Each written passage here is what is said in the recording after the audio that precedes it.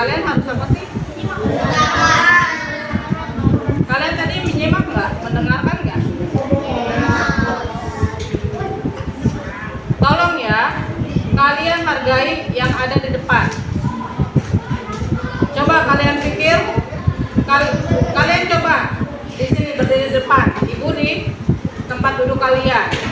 Ketika ibu asik ngobrol, sedangkan kalian di depan sini, apa perasaan kalian? Bagaimana perasaannya? Tolong ya. Kalaupun kalian nggak suka sama ibu, tolong diperhatikan ibu ketika menjelaskan. Siapa tahu ilmu yang ibu berikan ke kalian bermanfaat, ya.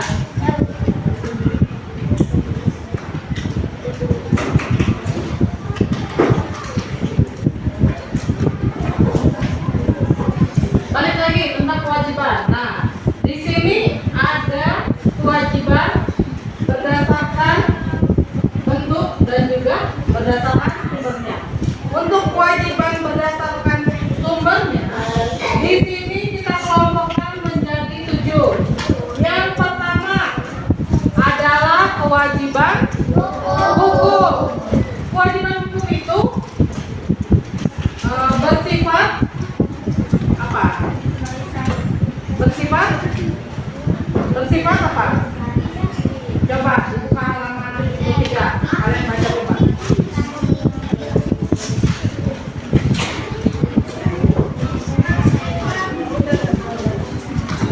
Kewajiban hukum itu bersifat apa sih? 73.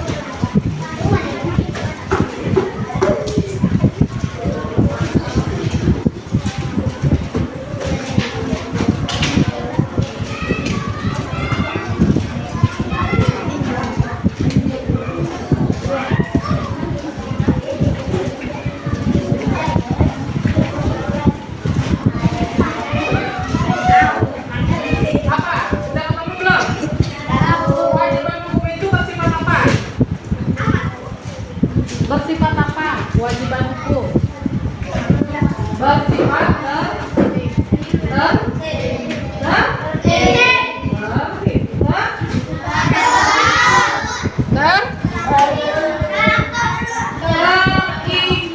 Jika ada yang tidak dijalankan, maka akan dikenai sanksi. Nah, itu kewajiban hukum. Yang kedua, ada namanya kewajiban moral.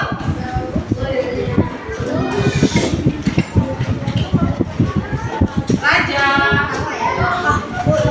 masih mau ngobrol dengan temannya? Ayo, ibu kasih waktu kesempatan. Kamu ngobrol dulu deh.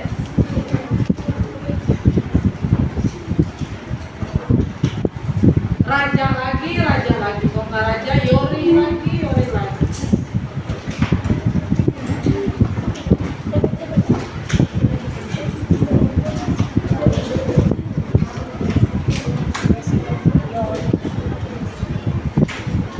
Yang kedua, ada namanya kewajiban moral.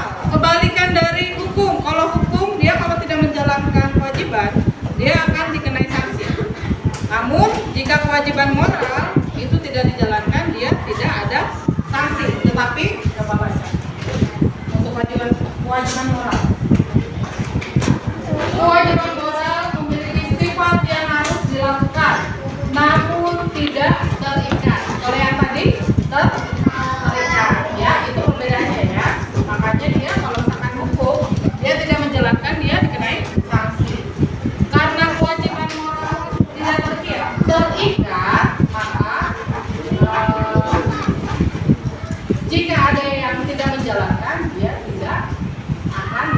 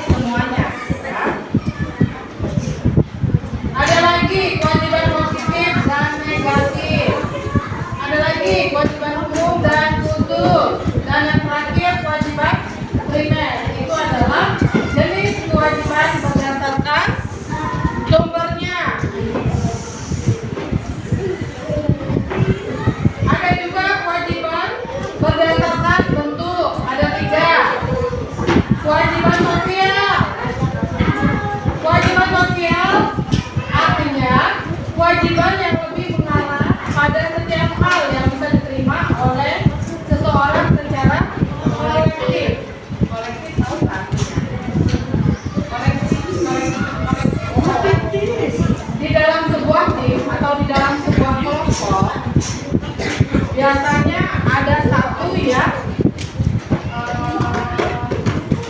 sebagai ketua.